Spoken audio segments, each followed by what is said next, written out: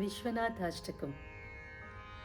गङ्गातरङ्गरमणीयजटाकलापौ गौरी निरन्तरविभूषितवामभागं नारायणप्रियमदङ्गमदापहारं वाराणसीपुरपतिं भज विश्वनाथं।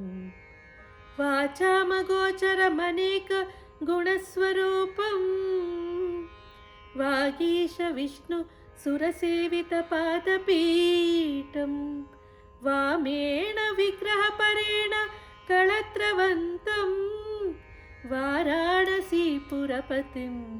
भज विश्वनाथम्। भूतादिपं भुजगभूषणभूषिताङ्गं व्याघ्रादिव्याम्बरधरं जटिलं त्रिनेत्रं पाशाङ्कुशाभय वरप्रदशूलापाणिं वाराणसीपुरपतिं भज विश्वनाथं। सीतां सुशोभित किरीटविराजमानं बालेक्षणातल विशेषित पञ्चबाणं नागादिपारचित भासुरकर्णपूरं वाराणसीपुरपतिं भज विश्वनाथं। पञ्चाननं दुरितमत्तमतङ्गजानां नागान्तकं धनुजपुङ्गवपन्नगानं दावानलं मरणशोकजराटवीणां वाराणसीपुरपतिं भज विश्वनाथं।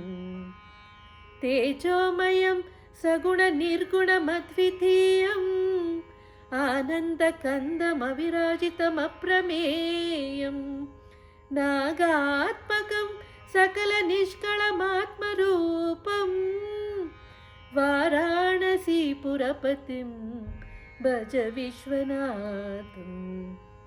आशाविहाय परिहृत्य परत्यनिन्दां पापेरतिं च सुनिवार्य ममस्ममाधौ आदाय हृत्कमलमध्यगतं प्रदेशं वाराणसीपुरपतिं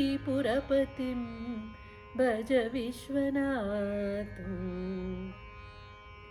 रागादिदोषरहितं स्वजनानुरागं वैराग्यशान्तिनिलयं गिरिजासहायं माधुर्यधैर्य सुभगङ्गणाभिरामं वाराणसीपुरपतिं भज विश्वनाथं। वाराणसीपुरपते स्तवनं शिवस्य व्यासोक्तमष्टकमिदं पठिता मनुष्य विद्यान्त्रियं विपुलसौख्यमनन्तकीर्तिं सम्प्राप्य देहनिलये लभते च मोक्षं। विश्वनाथाष्टकमिदं य पठे शिवसन्निधौ शिवलोकमवाप्नोति